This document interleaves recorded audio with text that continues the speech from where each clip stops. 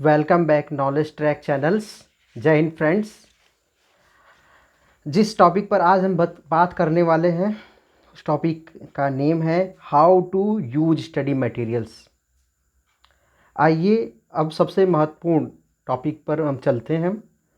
ये समझना बहुत ही ज़रूरी है कि कोई भी किताब हो वो एक कम्प्रिहेंसिव मैनर में लिखा जाता है, वो सबके लिए लिखा जाता है। चाहे आप एसएसबी का पेपर दीजिए, आईएएस का पेपर दीजिए, पीसीएस का पेपर दीजिए, बैंकिंग का पेपर दीजिए, तो वो बहुत सारे मैनर्स को मिला करके, बहुत सारे कम्प्रिहेंशंस को लेकर के बनाया जाता है उसको। ठीक है, तो आपको आज समझना होगा कि आप अपने स्टडी मटेरियल्स को कैसे यूज करेंगे, कैसे न्यूज़पेपर को पढ़ेंगे, इसका अप्रोच क्या होगा। स्टार्ट करते हैं, इस मेन पॉइंट्स पर अब आते हैं हम लोग। देखिए दोस्तों, सबसे ज़्यादा ज़रूरी है कि आप समझिए कि किताबों का यूज कैसे करना है।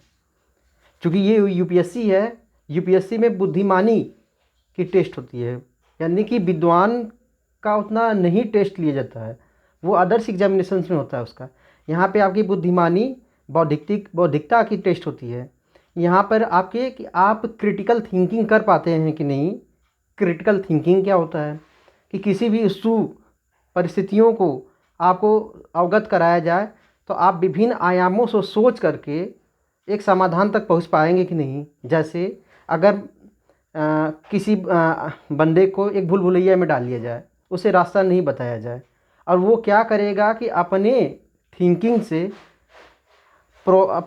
प्रोसेस से सोचते हुए वो अगर एक रास्ता खोजते खोजते समाधान तक पहुंच जाए, तो ऐसे बंदे को हम कह सकते हैं कि वो बच्चा निश्चित तौर पर बुद्धिमान है और ये क्रिटिकल थिंकिंग करता है।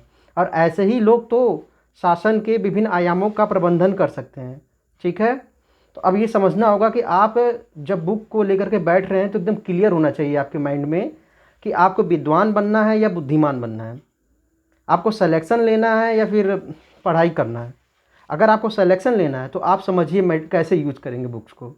सबसे पहले आप प्रीवियस ईयर क्वेश्चन पेपर को लीजिए, प्रीवियस ईयर क्वेश्चन पेपर को इत्मीनान से एनालिसिस करिए, उसका क्लासिफिकेशंस बनाइए कि अगर वुमेंस पे जब भी 2 साल 4 साल 5 साल पे क्वेश्चन पूछा गया तो इस तरीके से पूछा गया है, किसी ऑर्गेनाइजेशन के बारे में पूछा गया है तो इस तरीके से पूछा गया है, किसी भी रूल्स के बारे में पूछा गया है तो इस तरीके से पूछा गया है। आप इत्मीनान से उसका एक क्लासिफिकेशन करिए। विदाउट क्लासिफिकेशन के आप एक रिकॉर्ड नहीं बना पाएंगे यूपीएससी का। आपके पास एक रिकॉर्ड होना चाहिए। जैसे जब आप डॉक्टर के पास जाते हैं तो पहली बार वो आपको देखेगा तो आपके फीवर्स के नेचर्स को देखते हुए कुछ मेडिसिन्स देगा। फिर वो दूसरी बार जब आप जाएंगे, अगर इम्प्रूव हुआ तो थोड़ा बहुत और कुछ दवाओं को चेंज करेगा या वही देगा।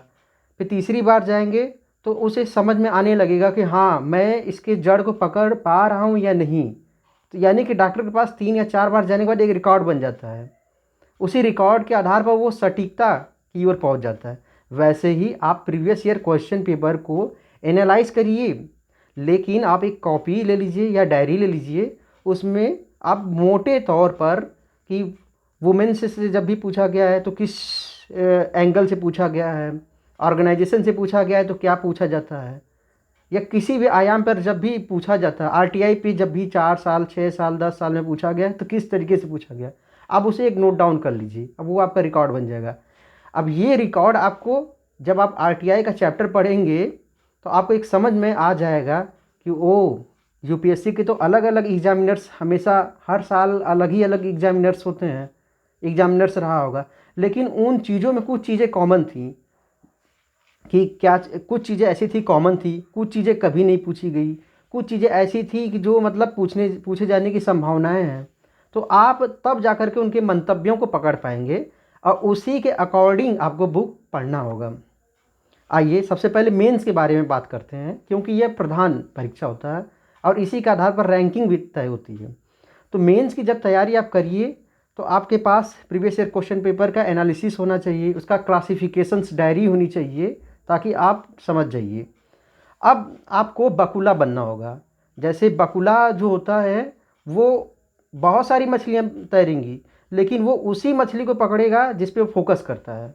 वैसे ही आपको भी कि तथ्यों का तो एक सागर होगा आपके सामने, तथ्य फैलते रहेंगे आपके पास, लेकिन आपको पहचान लेना होगा कि इसमें से ये वाला तथ्य मुझे पकड़ लेना है और ये नहीं। इसके लिए आपको करना क्या होगा, आपको वेलफेयर का एक चश्मा पहनना होगा। एक सिविल सर्वेंट का आखिरी उद्देश्य यही होता है, वेलफेयर लाना सोसाइटी में, अपने सर्विस के जरिए कल्याणकारी योजनाओं का क्रियान्वयन करना, कल्याण करना समाज का। तो आप वेलफेयर का चश्मा पहनिए, कल्याण का चश्मा पहनिए और इत्मीनान से अब देखिए कि किसी भी टॉपिक का बैकग्राउंड क्या है, बेसिक्स क्या है। बेसिक्स मीन्स क्या है, क्यों है, कैसे है, कब, किधर, ठीक है, कार्य कारण प्रभाव को समझिए, ये सब बेसिक्स होते हैं।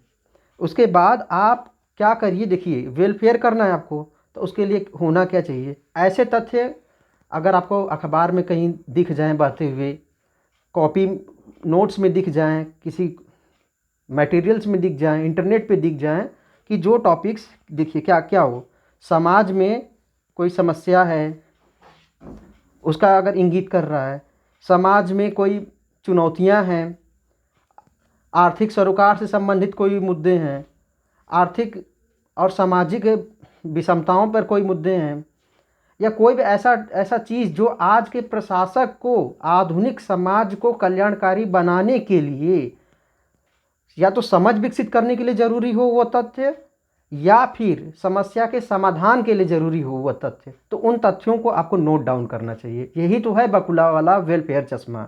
इस चश्मे को पहनिए और आप समझ जाएंगे कि आपको कौन कौन से आयाम्स लेने हैं, ठीक है। ये आप जब बुक पढ़ेंगे तो बुक में पता आपको देखेंगे कि अरे ये वाला लाइन तो मेरे काम में आ सकता है, मैं इसको लिख सकता हूँ, क्योंकि ये वर्तमान के प्रासंगिक जो मुद्दे चल रहे हैं वहाँ पर इसको कोट किया जा सकता है, लिखा जा सकता है। ये वर्तमान की समस्याओं को पहचान करवा सकता है, चुनौतियों को पहचान करवा सकता है, समाधान करवाने की क्षमता रखता है, ठीक है।